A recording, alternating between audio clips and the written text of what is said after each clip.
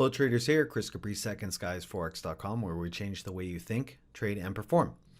In this week's video, I got a question from Samuel, who was asking about risk management, risk percentages, how much to risk per trade. These are super important questions for you as Forex, stock, or doesn't matter what kind of trader you are. How much should I be risking per trade? What kind of risk profiles do I need to set up? How do I determine my risk management for this? Samuel says, "Hey Chris, my question is on risk management. Baby Pip says you should risk only 2% per trade. Some professional traders, including you, also recommend a 1% risk per trade. In some forums, they say you can risk 3 to 5% on every trade and still trade fine if you are swing trading.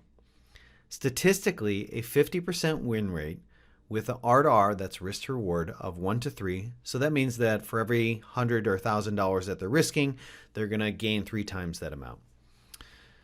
So statistically, with a 50% win rate, with an R to R of 1 to 3 and 5% risk on every trade, will give you a risk of ruin of 0. Also from the Market Wizards book, there are people who have succeeded long-term trading with some aggressive risk management. So I'm a bit confused as to what is actually right." Samuel, this is a great question. I'm glad we're getting into this. And this is, there's a lot of different information about there. And there's some really key points here that you have to understand. So I'm going to talk about these few key points that you need to know and that every trader watches needs to know in terms of how much you should be risking per trade. So the first thing you need to know in terms of how much you should be risking per trade is what is your baseline. And your baseline is something that you build over a few hundred trades where you know what your general accuracy is going to be.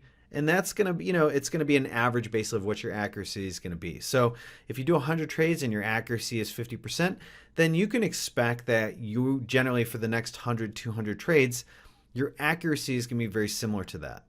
And so that's what your baseline is. You're also going to need your baseline in terms of your average plus R per trade. If you're not, assuming you're not trading algorithmically where you have a fixed target, assuming you are not that person, then you need to build a baseline of what that is going to be. And so again, you're going to need a minimum of 100 trades to really find that out.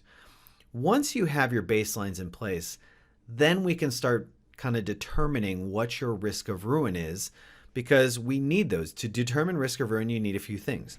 You need your accuracy, you need your average payoff ratio or average plus R per trade, and then you're going to need to know from there how much percent you are risking per trade. We need the first two though, really, before we can do risk of ruin. So what you want to do is get your baseline accuracy, then get your baseline average plus R per trade, and then we can start consulting these risk of ruin tables to see like, okay, where do you fit in this whole table to determine whether you're going to blow up your account or not. Because if you risk too much based on the same level of accuracy, like if you're 50% accurate and you risk 10% per trade, well, you're going to mathematically blow up your account. But then if you reduce it, like you said, hey, if I reduce it, if I'm getting 3R per trade and I risk it to 5%, then I'm okay. And so it's important to understand that as you change one of those variables, it changes the whole risk of ruin formula. So first you need to build a baseline. If you do not have a baseline, then you want to err on the conservative side because you're going to make some mistakes and you don't really know where you are, so better not to blow up your account, thus keep it conservative. So I would suggest 0.5% per trade just to give you a little bit of a buffer for mistakes, things that you're learning along the way. You're still learning how to execute things, your patterns, your strategies. Give yourself a buffer so that if you do make mistakes, you have room in terms of risk. Once you have that, then we can start to look at your risk of ruin. Now, this is super important. Again, unless you're trading algorithmically, and even if you are trading algorithmically, the market's always in flux. And what that means is that your accuracy is going to be in flux. Every trader's accuracy, your accuracy, my accuracy, every trader's accuracy is always in flux. And assuming we have stable baselines, it's still going to change year after year. So one year you might be 50% accurate, the next year you might be 40% accurate, the year after that you might be 60% accurate.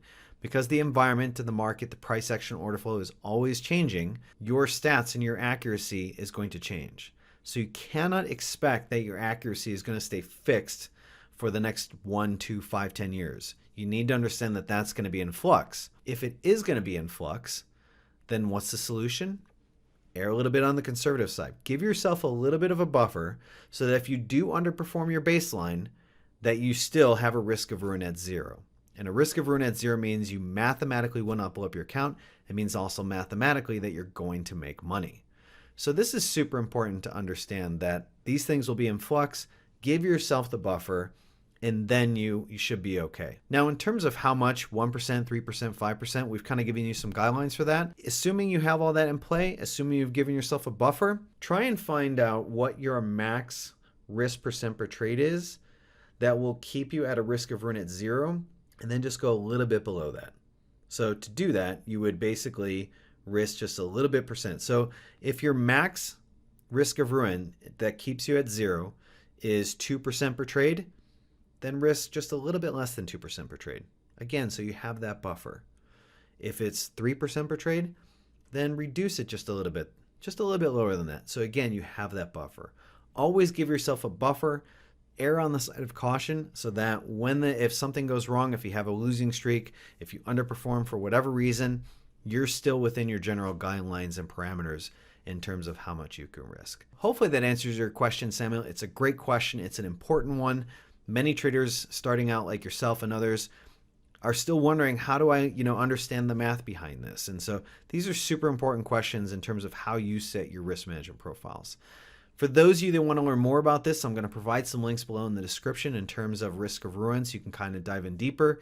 And on our website, secondsguysforex.com, we also have a free risk of ruin calculator that you can put in your stats, and it will tell you exactly, based on those stats, accuracy, payoff ratio, percent risk per trade, what your risk of ruin is going to be. With that being said, I hope you enjoyed this video. I'll look forward to your comments and questions and what you learned on this. Make sure to hit the subscribe button, and I'll see you in the next video.